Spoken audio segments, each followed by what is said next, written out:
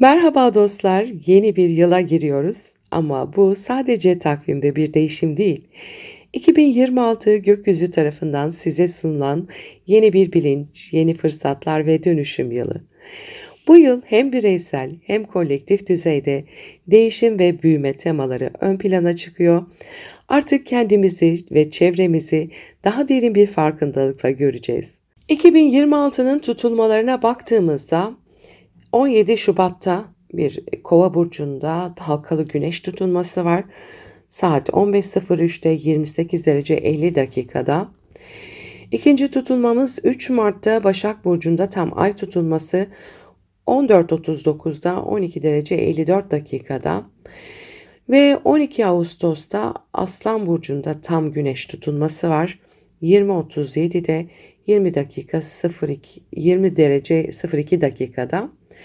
Ve son tutulmamız da 28 Ağustos'ta Balık burcunda parçalı ay tutulması. Sevgili aslanlar, 2026 yılının en dikkat çekici gökyüzü olaylarından biri 17 Şubat'taki Kova burcundaki güneş tutulması. Sizin için ilişkilerde kadersel bir dönüm noktası anlamına geliyor. Çünkü bu tutulma haritanızın 7. evinde, yani evlilik, ortaklıklar, sözleşmeler ve açık düşmanlıklar alanında gerçekleşiyor. Bu tutulma size şunu söylüyor: artık ilişkilerde eski denge yok. Yeni bir bağ kurmak istiyorsan önce kendini yeniden tanımla. İlişkilerde yeni bir dönem başlıyor. Güneş ve Ay Kova burcundaki kavuşumu biz bilincini, adaleti ve karşılıklı anlayışı temsil eder. Ancak bu birleşim Boğa burcundaki Uranüs'le de kare açıda. İlişkilerde ani değişim, özgürleşme ve beklenmedik kararlar gündeme gelebilir. Bazılarınız için bu mevcut bir ilişkinin dinamiğinin tamamen değişmesi anlamına gelirken bazılarınız içinse yepyeni bir ilişkiye giriş anlamına gelebilir. Eğer bir ilişkiniz varsa şimdi dürüstlük sınavı başlıyor. Artık rol yapma dönemi bitti. Karşınızdakine karşı olduğu kadar kendinize de dürüst olma zamanı. Uranüs bu kareyle adeta şunu söylüyor: ya özgür olacaksın ya da zincirlerini kendin kıracaksın. Bu yüzden bazı ilişkilerde kopuşlar yaşanabilir. Ama unutmayın, her bitiş aslında bir özgürleşmedir. Tutulma sadece duygusal ilişkilerle sınırlı değil, iş ortaklıkları, sözleşmeler ve sosyal statüyle bağlantılı tüm dinamikleri etkiliyor. Bu dönemde yeni bir anlaşma, ortak proje ya da profesyonel işbirliği gündeme gelebilir. Ama Uranüs'ün kare etkisiyle koşullar ani şekilde değişebilir. Esnek olmanız, yeni sisteme uyum sağlamanız gerekiyor. Kariyerinizde veya toplum önündeki imajınızda büyük bir dönüşüm yaşanabilir. Artık nasıl görünmek istiyorsunuz? Bir aslan olarak sahnede nasıl bir rol üstleneceğinize siz karar vereceksiniz. Gökyüzü size diyor ki kendini yeniden yaratmaktan korkma. Işığını kiminle paylaştığın her şeyi değiştirir. Bu tutulma sırasında Venüs de Kuzey Ay düğümüyle Balık burcunda kavuşumda olacak. Bu kavuşum haritanızın 8. evinde, yani derin duygusal bağlar, paylaşımlar ve dönüşüm alanında gerçekleşiyor. Bu sizler için güçlü bir duygusal uyanış anlamına geliyor. İlişkilerde yüzeysel bağların artık sizi tatmin etmediğini fark edeceksiniz. Artık daha derin, ruhsal, kalpten gelen bir birliktelik istiyorsunuz. Bu enerji aynı zamanda finansal paylaşımları da gündeme getiriyor. Eşinizin ya da ortağınızın maddi durumunda değişimler yaşanabilir. Bazı aslanlar için bu miras, sigorta veya yatırımlarla ilgili yeni bir gelişmeyi tetikleyebilir. Venüs ve Kuzey Ay düğümü size diyor ki korkularından özgürleş, gerçek sevgiyi teslimiyette başlar. Ama unutmayın, bu kavuşum Başak Burcu'ndaki Güney Ay düğümüne ve Yay Burcu'ndaki Lilith'e tek kare yapıyor. Yani duygusal karmaşa, kıskançlık ve güvensizlik enerjileri de yüzeye çıkabilir. Ama bu sizin sınavınız değil, bu artık eski aşk anlayışınızı dönüştürme fırsatı. Gökyüzünde Neptün ve Satürn de Koç burcunda kavuşum açısında olacaklar sizin 9. evinizde. Yani inançlar, felsefe, eğitim ve uzak hedefler alanında gerçekleşiyor. Bu güçlü enerji size büyük bir bilinç sıçraması getiriyor. Hayata bakış açınız değişiyor. Artık her şeyi kontrol etmeye çalışan değil, yaşamın akışına güvenen bir bilgelik geliştiriyorsunuz. Bu dönemde yurt dışı, yüksek öğrenim, yayıncılık ve öğreticilik temaları öne çıkıyor. Bir vizyon inşa etme sürecindesiniz ama bu vizyon sadece akıl değil, ruh rehberliğinde de oluşacak. Satürn'ün etkisiyle disiplin kazanırken Neptün size kalpten inanmayı öğretecek. Merkür ise Balık burcunda bu tutulma sırasında duyarlı bir konumda ve Yengeç'teki Jüpiter'le de üçgen açıda sizin için iletişimde empati, sezgi ve ilham getiriyor. Bu dönemde konuşmalarınız, yazdıklarınız ve ifadeleriniz başkalarına ilham olabilir. Bir aslan olarak doğal liderlik yeteneğinizle şimdi başkalarını motive etme gücünüz daha da artıyor. Bu enerji özellikle sahne sanatları, medya, psikoloji veya eğitmenlik alanında parlama potansiyelinizi yükseltiyor. Size gökyüzü diyor ki sözlerine ışık saç çünkü senin sesin başkalarının yüreğinde yankılanacak. Sevgili aslanlar, 17 Şubat 2026 Kova burcundaki tutulma size diyor ki gerçek güç birlikte yaratabilmekte gizli. Artık eski ilişki kalıpları, tek taraflı dengeler sona eriyor. Bu tutulma sizin için hem ilişkisel hem de toplumsal düzeyde yeni bir sayfa. Kimlerle yürüyeceğinizi, kimlerle vedalaşmanız gerektiğini artık çok net göreceksiniz. Bu dönemde sevgi, sadakat ve özgürlük arasında bir denge kurmayı öğreniyorsunuz ve evrenin mesajı açık. Kendinle barışan aslan artık kalbiyle hükmeder. Sevgili aslanlar, 3 Mart'ta gerçekleşecek olan Başak Burcu'ndaki tam ay tutulması sizin için maddi, manevi ve duygusal güvenlik alanlarında önemli farkındalıklar getirecek. Bu tutulma doğum haritanızın 2. evinde gerçekleşiyor. Yani konu, para, gelir, sahip olduklarınız ve özdeğer duygunuz. Ama mesele sadece maddiyatla sınırlı değil. Bu tutulma size gerçek değerin neyle ölçüldüğünü soracak. Evren size diyor ki artık dış onayla değil, içsel değerlerinle ayakta kal. Bu tutulma esnasında Ay Güney Ay düğümüyle Başak Burcu'nda kavuşum halinde bu geçmişte kendinize sürekli çalışarak kanıtlama eğiliminizi temsil ediyor. Belki değerli hissetmek için çok fazla sorumluluk aldınız, belki sürekli üretmek, kazanmak, başarmak zorunda olduğunuzu düşündünüz. Ama Güneş Kuzey Ay düğümüyle Balık Burcu'nda kavuşumda ve diyor ki gerçek değer yaptıklarında değil, kim olduğunda gizli. Yani artık içsel tatmini sadece dış başarıya bağlama zamanı bitti. Bu tutulma sizi kendinizi onaylamaya çağırıyor. Tutulma aksına kare yapan Lilith sizin 5. evinizde yani aşk, yaratıcılık ve öz ifade alanında yer alıyor. Bu enerji uzun süredir bastırılmış tutkularınızı ve yaratıcı potansiyelinizi serbest bırakmak için güçlü bir etki oluşturuyor. Ama Lilith enerjisi kolay değildir.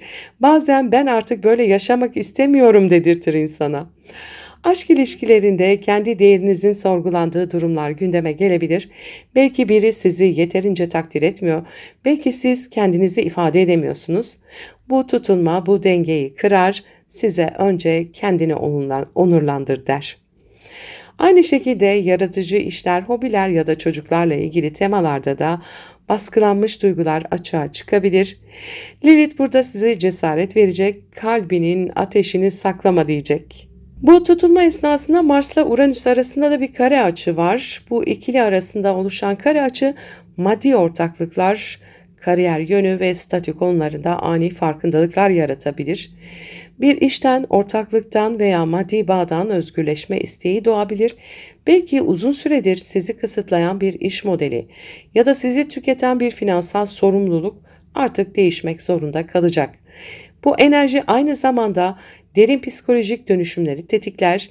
Yani sadece para değil, güç kavramıyla olan ilişkinizi de dönüştürüyorsunuz. Gerçek güç kontrol etmekte değil, bırakabilmekte. Güneş ise Balık burcunda ve retro Jüpiter'le de üçgen açıda. Sizin bilinçaltınızda yer alıyor. Bu ikili arasında oluşan üçgen açı tüm bu kaotik enerjilerin içinde size derin bir iç huzur fırsatı sunuyor. Bu tutulmada fark edebilirsiniz ki değer duygunuzun kaynağı dışarıda değil. O çocukluk döneminden gelen bir inançla şekillenmiş olabilir. Retro Jüpiter burada geçmişi iyileştirmek, duygusal kökleri şifalandırmak için güçlü bir destek veriyor. Meditasyon, terapi, manevi çalışmalar ya da sessiz kalmak bile bu dönemde mucizevi farkındalıklar getirebilir. Rüyalarınıza dikkat edin, bilinçaltınız size mesaj veriyor olabilir.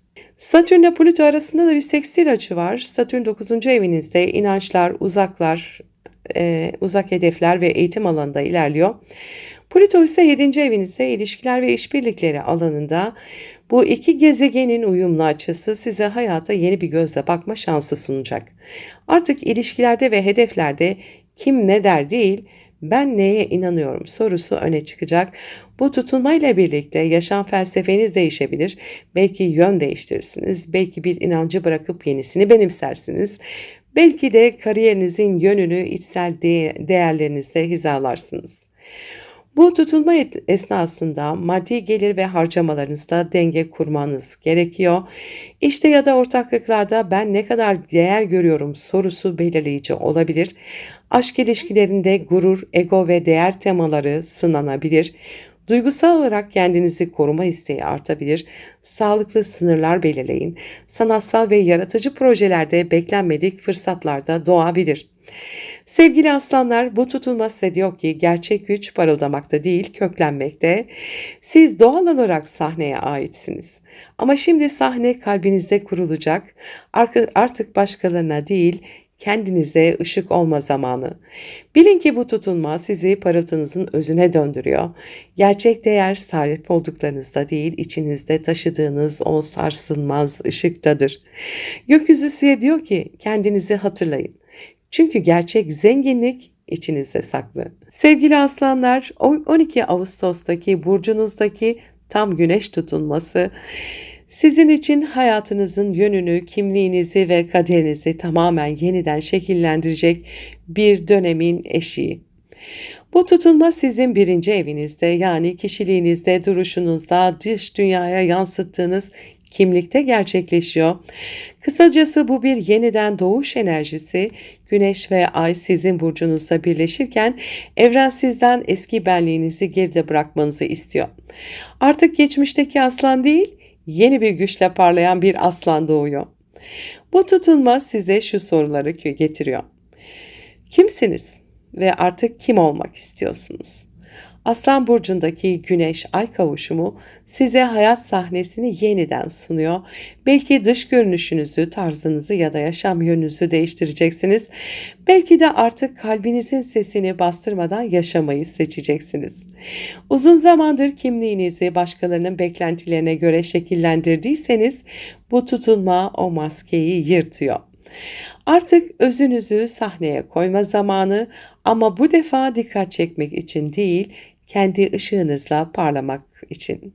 Bu tutulmayla birlikte Merkür ve Jüpiter de burcunuzda kavuşumda. Bu kelimenin tam anlamıyla ben bilincinin genişlemesi demek. Düşünceleriniz, fikirleriniz, planlarınız büyüyor.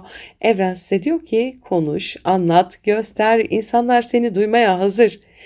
Bu sırada hem entelektüel hem de duygusal bir uyanış yaşayabilirsiniz. Bu kavuşum Kova burcundaki Plüto'ya karşıtlık yaptığı için ilişkilerde güç savaşları da gündeme gelebilir. Özellikle ben ve biz dengesi test edilecek. Kendinizi ifade ederken fazla baskın ya da kontrolcü olmamaya dikkat edin. Çünkü bu tutulmanın gücü göstererek değil, var olarak parlamakta gizli. Bu dönem bir söz, bir karar veya bir açıklama sizi bambaşka bir yöne taşıyabilir. Sanki evren sizi sahnenin tam ortasına çağırıyor ve artık kaçmak yok. Bu tutulma esnasında Venüs Terazi burcunda, Neptün de Koç burcunda ve karşıtlık yapıyorlar birbirlerine. İlişkilerinizde idealizmle gerçeklik arasındaki farkı gösterecek. Belki bir ilişkinin size gerçekten ne kattığını sorgulayacaksınız. Belki de hayalini kurduğunuz aşkın gerçekte kim olduğunu fark edeceksiniz. Bu enerji gerçek sevgiyi öğretir. Yani süslü cümlelerle değil, derin bağlılıkla gelen sevgiyi, ilişkilerinizde netlik zamanı, kimin sizinle aynı vizyonda olduğunu, kimin sadece ışığınızda ısındığını bu tutulmayla göreceksiniz. Bu tutulmaya Kova burcundaki Plüto da karşıtlık yapıyor. Yani 7. evinizde Plüto, ben ve biz dengesinin dönüşümünü temsil ediyor. Bir dönem bitiyor, yeni bir ilişki döngüsü başlıyor. Bazılarınız için bu uzun bir ilişkinin yeniden yapılanması anlamına gelebilir. Bazıları içinse artık kontrolü başkasına bırakmadan kendi gücünü eline almak demektir. Plüto size diyor ki gerçek bağlılık özgürlüğü boğmaz, gerçek güç birlikte dönüşebilmektir. Bu tutulma sonrası ilişkilerinizde çıplak bir gerçeklik dönemi başlayacak. Kiminle aynı yolda yürüyebileceğinizi artık çok net bileceksiniz. Mars da bu tutulma esnasında Yengeç burcunda 12. evinizde hareket ediyor. Bu bastırılmış öfkenin, geçmiş kırgınlıkların ve duygusal yüklerin yüzeye çıkması anlamına gelir. Bu tutulma öncesi veya sonrası enerjiniz zaman zaman inişli çıkışlı olabilir. Ama bu farkındalık çok değerli. Çünkü artık geçmişin sizi yönlendirmesine izin vermeyeceksiniz. Mars Kuzey Ay düğümüyle de üçgen açıda bu içsel temizlik sürecinin kadersel bir hazırlık olduğunu gösteriyor. Yeni bir dönem başlıyor. Ama önce eski gölgeleri yakmanız gerekiyor. Meditasyon, doğada zaman geçirmek, yaratıcı faaliyetler bu dönemde sizi duygusal anlamda dengeleyebilir. Gökyüzünde bu tutulma esnasında bir de büyük hava üçgeni oluşuyor. Venüs, Plüto, Uranüs arasında. Bu sizin için sosyal bağlantılar, iş çevresi ve toplumsal imaj alanında büyük bir açılım demek. Uranüs kariyer evinizde hareket ederken yenilikçi fikirler, yaratıcı projeler ve beklenmedik fırsatlar gündeme gelebilir. Belki bir proje sizi öne çıkaracak. Belki de geçmişte gizli kalmış bir yeteneğiniz aniden fark edilecek. Bu üçgen kendini ifade etmenin özgür biçimini temsil ediyor. Artık kalıplara sığmak yok. Kendi vizyonunuzu topluma yansıtma zamanı. Kuzey Ay düğümü ise bu tutulma esnasında Kova burcunda, Güney Ay düğümü de Aslan burcunda. Bu sizin için çok güçlü bir mesaj. Kendinizle parlamayı zaten biliyorsunuz ama şimdi ışığınızı başkalarıyla paylaşma zamanı. Bu tutulma egoyu değil kalbi büyütmenizi ister. Kendinizi ifade ederken benden bize geçmek hayatınızın tüm dengesini değiştirecektir. Artık yalnız bir kahraman değil, ortak yaratımın liderisiniz ve bu aslanın evrimidir. 12 Ağustos 2026 Güneş kararıyor ama siz karanlıktan korkmuyorsunuz. Çünkü karanlıkta bile kendi ışığınızı görebiliyorsunuz. Bu tutulma bir devrin kapanışı, bir benliğin yeniden doğuşudur. Kendinizi yeniden tanımlıyorsunuz ve bu defa kimseye benzemek zorunda değilsiniz. Gerçek aslan başkalarından aldığı alkışla değil, kendi kalbinin ışığıyla parlayan kişidir. Ve şimdi o ışık sizde hem sahnenin ortasında hem de evrenin tam kalbindesiniz. 28 Ağustos'taki Balık burcunda gerçekleşecek tam ay tutulması sizler için derin bir dönüşüm, bırakış ve yeniden doğuş döngüsünü başlatıyor. Bu tutulma görünmeyen ama en güçlü alanlarınızdan birini harekete geçiriyor. Ruhunuzu, bilinçaltınızı ve kadersel bağlarınızı. Bu sizin için derin bir içsel temizlik anlamına geliyor. Gökyüzü adeta fısıldıyor. Artık seni aşağı çeken, ruhunu yoran gizli bağlarını çözme zamanı. Bu tutulma yüzeyde değil, derinlerde çalışacak. Korkular, takıntılar, bağımlılıklar ya da duygusal yükler. Ne varsa hepsi yüzeye çıkacak ama her şeyin amacı tek, sizi özgürleştirmek. Balık burcundaki bu tutulma sizin 8. evinizde gerçekleşiyor. Bu ev dönüşüm, krizden doğan güç, ortak paylaşımlar, finansal destekler, krediler, borçlar, eşin parası ve ruhsal yenilenme temalarını taşır. Bir süredir sizi duygusal ya da maddi anlamda yoran bir durum varsa, bu tutulma o bağın çözülmesi için güçlü bir tetikleyici olacak. Bu bir ilişkinin dinamiklerinin değişmesi, ortak bir finansal düzenin sonlanması ya da geçmişte sizi korkutan bir konuyla yüzleşmek anlamına gelebilir. Ama her kapanışın ardında bir kapı açılır. Bu tutulma size güç sende ama onu kendi içinde bulman gerekiyor diyor. Bu tutulma sırasında Güneş ve Merkür Başak Burcu'nda kavuşumda olacak ve İkizler Burcu'ndaki Uranüs'le de kare açıda. Bu kombinasyon maddi konular, değer duygusu ve güven alanlarınızı ciddi şekilde hareketlendiriyor. Bir anda finansal planlar değişebilir, gelir gider dengesi sarsılabilir veya beklenmedik masraflar, ödemeler gündeme gelebilir. Ancak bu enerji aynı zamanda size yeni bir özgürlük alanı da açıyor. Belki artık birine bağımlı olmadan kendi gücünüzü kurmak istiyorsunuz. Belki de yıllardır devam eden bir finansal döngü artık dönüşüyor. Uranüs karileri rahatsız eder ama aynı zamanda özgürleştirir. Bu tutulma kaybettiğiniz sandığınız şey aslında sizi serbest bırakıyor olabilir. Bu tutulma esnasında Yengeç burcundaki Mars ile Koç burcundaki retro Satürn arasında bir kare açı var. Sizi hem duygusal hem fiziksel olarak sınayabilir.